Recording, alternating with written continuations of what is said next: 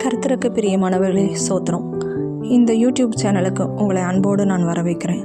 சிறு வயதிலிருந்து ஆண்டவர் நம்மளை இந்நாள் வரையும் கையில் எடுத்து பாதுகாத்து வருகின்ற தேவனுக்கு கொடான கொடி நன்றி.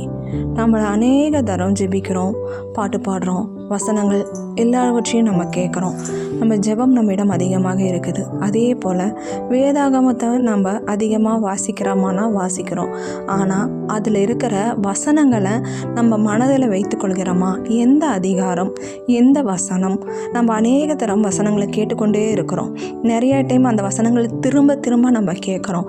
நம்மளுக்கு ஒரு துன்பம் வரும்போது, ஒரு கண்ணீரோடு நிற்கும்போது அந்த வசனங்களை நம்ம சொல்லி பார்க்குறோம். அந்த வசனங்கள் நம்மளை ஆற்றக்கூடியதாகவும் தேற்றக்கூடியதாகவும் நம்ம வாழ்க்கையில் அற்புதங்கள் செய்யக்கூடியதாகவும் இருக்குது. ஆனால் அந்த வசனங்களை நம்ம எந்த அதிகாரத்தில் பார்த்துருக்குறோம், எந்த வசனமாக அது இருக்குது, அதை நம்மளால் மெமரியாக வச்சுக்க முடியுதா? அப்படி இல்லை. ஆனால் பாடல்களையோ மற்ற காரியங்களையோ, இப்போ பாடல்கள்னால் எல்லா பாடல்களையும் நம்ம இருதயங்களில் நம்ம மனப்பாடமாக வச்சுருக்கிறோம்.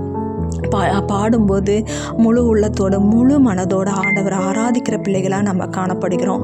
ஆனால் வசனங்களை நம்மளால் மனதில் வைத்துக்கொள்ள முடியல. ஆனால் ஆராதிக்கும் போது நம்மளை மறந்து தேவனோடு நம்ம சஞ்சரிக்கிறோம். ஏனோக்கோடு சஞ்சரித்தது போல், நோவாவோடு தேவன் சஞ்சரித்தது போல் அந்த ஃபீலிங்கை நம்ம உணர்கிறோம். ஆனால் நம்மளால் அந்த வசனங்களை மட்டும் மனதில் வைத்துக்கொள்ள முடியல.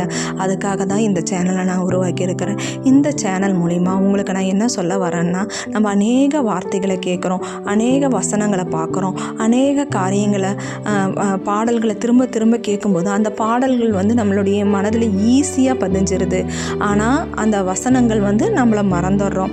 இப்போ நம்ம கேட்குற இந்த பாடலை கூட நீங்கள் கேளுங்க. இந்த பாடல்கள் உள்ள வசனங்கள் அதிகாரம் எதுங்கிறத நான் இப்போ உங்களுக்கு நான் சொல்கிறேன். அக்கினியில் நடந்து வந்தோ, ஆனால் சேதம் ஒன்றும் இல்லையப்பா. இந்த பாடல் வேதாகமத்தில் உள்ள இடம்பெற்றுள்ள அதிகாரம் பார்த்திங்கன்னா தானியேல் 3:27. சேனாதிபதிகளும் அதிகாரிகளும் தலைவரும் ராஜாவின் மந்திரிகளும் கூடி வந்து அந்த புருஷனுடைய சரீரங்களின் மேல் அக்கினி பலம் செய்யாமலும் அவருடைய தயலை மயிர் கருகாமலும் அவர்களுடைய சால்பைகள் சேதப்படாமலும் அக்கினி மனம் அவர்களிடத்தில் வீசாமலும் இருந்ததை கண்டார்கள். நேபுகாத்நேச்சாரின் பொற்சிலையை வணங்க மாட்டேன்னு இந்த 3 பேரும் உறுதியாக இருந்தாங்க. அதுக்காக தண்டனையாக தான் அவங்கள அக்கினியில் போட சொல்லி உத்தரவு பிறப்பிக்கப்பட்டது. ஆனால் தப்புவிக்க வல்ல தேவன் அவர்களை தப்புவித்தார். அதை தான் அக்கினியில் நடந்து வந்தோம், ஆனால் சேதம் ஒன்றும் இல்லையப்பா என்ற பாடல். இதன் மூலம் இந்த அதிகாரத்தை நம்ம ஞாபகமாக வச்சுக்கணும். தானியேல் 3:27. இந்த பாடலின் அடுத்த வரிகள்: தண்ணீரை கடந்து வந்தோம், நாங்க மூழ்கி போகவில்லை அப்பா, உங்க கிருபை எங்களை விட்டு இமை பொழுதும் விலகலப்பா. யாத்ராகமம் 14:16. நீ உன் கோலை ஓங்கி உன் கையை சமுத்திரத்தின் மேல் நீட்டி சமுத்திரத்தை பிளந்துவிடு.